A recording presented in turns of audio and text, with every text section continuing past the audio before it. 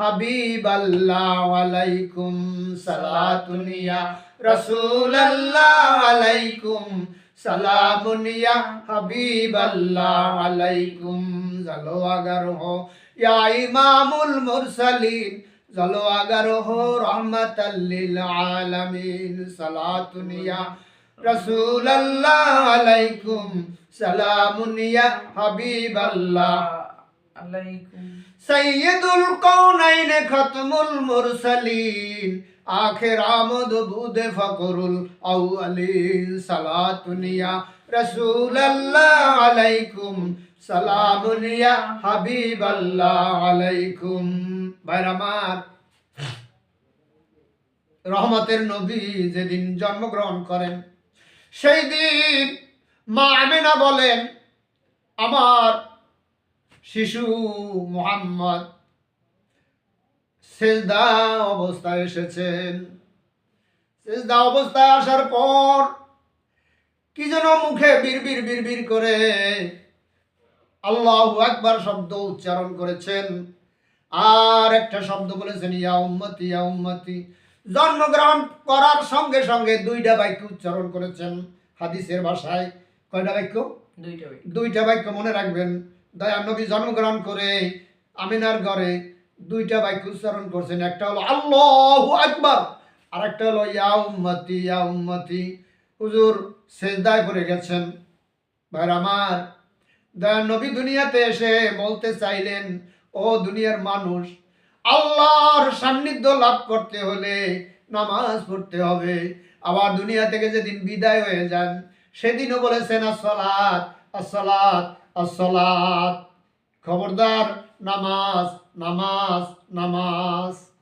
স্ত্রীর কথা বললেন না, মা ফাতেমার কথা বললেন না, হাসান হুসানের কথা বললেন না, উম্মাদিগকে বললেন খবরদার নামাজ ছাড়বা না, নামাজ নামাজ নামাজ।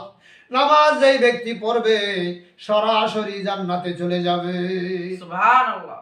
মান সাল্লাল বারদাইন দাখালাল জান্নাহ। মুখস্থ করেন, মান সাল্লাল বারদাইন মান সাল্লাল বারদাইন দাখালাল জান্নাহ দাখালাল জান্নাহ। মান সাল্লাল বারদাইন মান সাল্লাল বারদাইন দাখালাল জান্নাহ। যেই ব্যক্তি দুই ঠান্ডার নামাজ পড়বে গো, সেই ব্যক্তি সরাসরি জান্নাতে প্রবেশ করবে।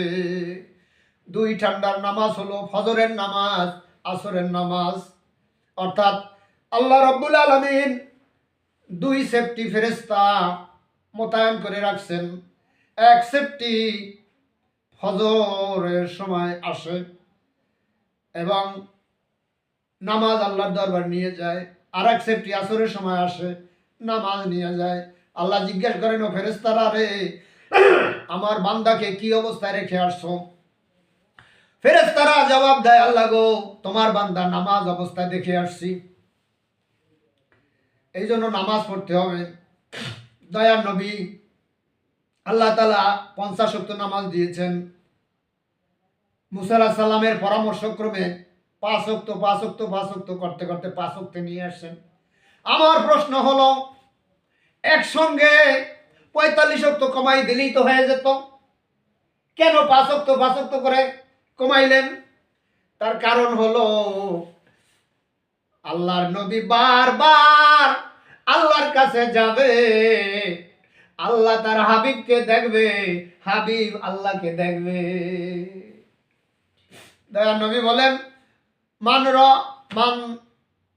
রানি রায়তু রাব্বি আজ্জা ওয়া জাল্লা ফি আহসানি সূরাতিহি। মুখস্থ করেন,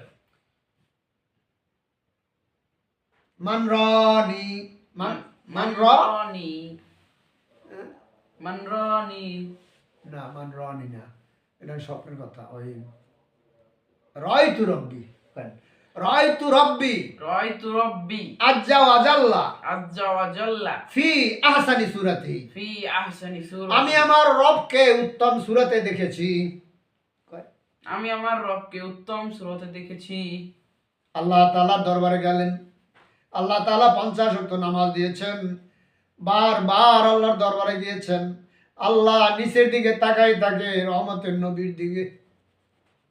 শিকু সে क्या मजा है माशुकू से पूछियो शाखे गुल में क्या मजा है बुलबुली चे पूछियो।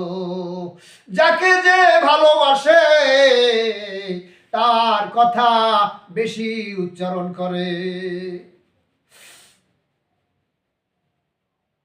বেশি উচ্চারণ করে। আল্লাহ তাআলা কোরআনে কারিমের ভিতরে দেখেন আমার নবীর নাম আছে, আমার নবীর নাম আছে কোরআনে কারিমের ভিতরে। দয়ার নবী মায়ার নবীর যে কথাটা আমি বলতে চাইছিলাম অন্যদিকে চলে গেছি।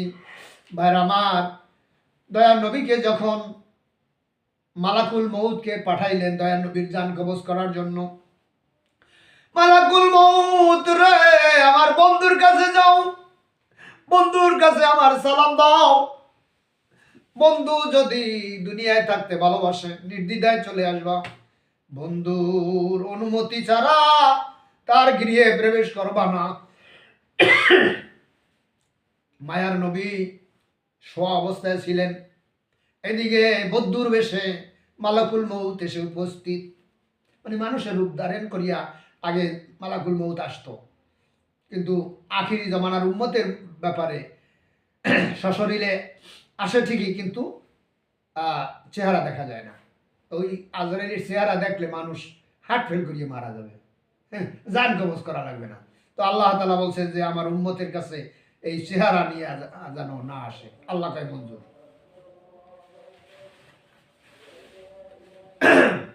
তো যে কথা বলতে চাইছিলাম, কোন জায়গায় গেছিলাম? এই যে মালাকুল মউত। আসসালামু আলাইকুম ইয়া আহলাল বাইত, ও নবীর পরিবার, আমার সালাম গ্রহণ করুন। একবার না দুইবার তিনবার সালাম দিয়েছেন। এরপরে মা ফাতেমা বলতেছেন, আব্বা আব্বা গো, দরজায় কি যেন নক করছে, ডাকাডাকি করতেছে, দরজা খুলে দেব কিনা। দয়ার নবীর কাছে তো খবর হয়ে গেছে। দয়ার নবী বলেন, মা গো, ও মা, দরজা খুলে দাও। দরজা খুলে দিলেন, ভিতরে আসলেন। ভিতরে আসার পর দয়ার নবীকে সালাম দিলেন। দয়ার নবী বললেন, আজরাইল রে, তুমি আমার এই গৃহে কি জন্য এসেছো? মালাকুল মউত বলতেছে, হুজুর, আল্লাহ তাআলা আপনার দরবারে পাঠাইছেন, আল্লাহ তাআলা আপনার দিদার অপেক্ষায় আছেন, একটা সুযোগ দিছে আপনাকে। আপনি যদি দুনিয়ায় থাকতে ভালোবাসেন আমি নির্দ্বিধায় চলে যাব, আর যদি আল্লাহর সঙ্গে আপনি আর মোলাকাত করতে ভালো লাগে তাহলে আপনার জান কবজ আমি করব। আপনার অনুমতি ব্যতীত আমি আপনার জান কবজ করব না। দয়ার নবী শুনে বললেন, ভাই মালাকুল মউত, ক্ষণিক অপেক্ষা করো, জিবরাইল আমিনকে কোথায় রেখে আসছো? বলে যে সে তো প্রথম আসমানে আসছে। সঙ্গে সঙ্গে কল করলেন, এসে গেলেন। আসতে তো দেরি হয় না, তো কম্পিউটারের যুগ, বোঝেন সব।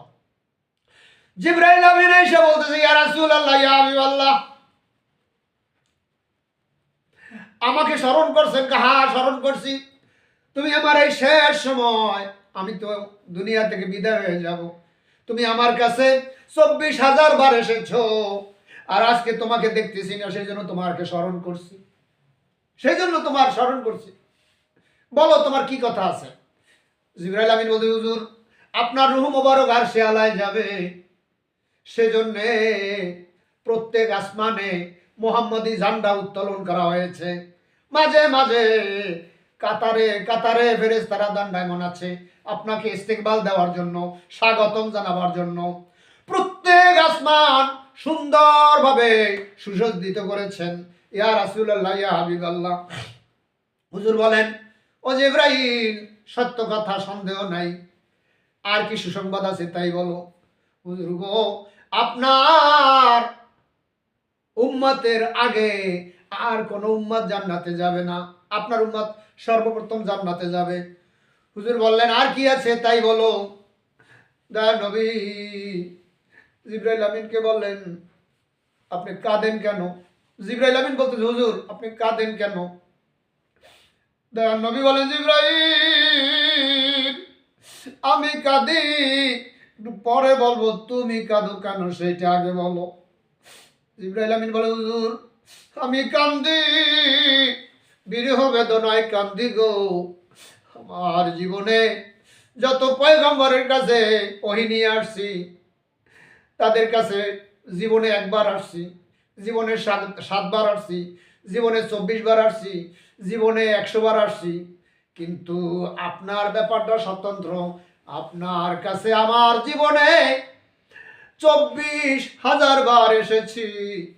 আজকে আমার শেষ আশা, আর জীবনে আমার আপনার কাছে আর আসতে পারবো না, সেই জন্যে আমি কান্দি। দয়ার নবী বলেন জিবরাইল রে তুমি আমাকে বলছো আমি কাঁদি কেন, শোনো আমি কান্দি গুনাহগার উম্মতের জন্য। ফামানলি বাদিলি উম্মতি, আমার পরে আমার উম্মতের কি দশা হবে সেই জন্যে আমি কান্দি। উম্মতের কান্ডার নবী রহমতের ভান্ডার, উম্মতের কান্ডার নবী রহমতের ভান্ডার। নবী বিনে রোজ হাসরে কে করিবে পার, উম্মতের কান্ডার নবী রহমতের ভান্ডার। যাইয়া দেখো মদিনাতে কান্দে নবী পাক রওজাতে, মাফ করিয়ে দাও গো আল্লাহ উম্মত গুনাহগার।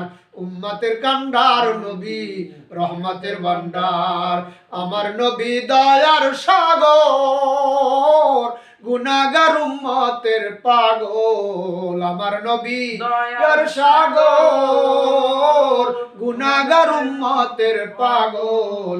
রোজ হাসরে সেজদায় পড়ে কাঁদবেন যারে যার, রোজ হাসরে সেজদায় পড়ে কাঁদবেন যারে যার।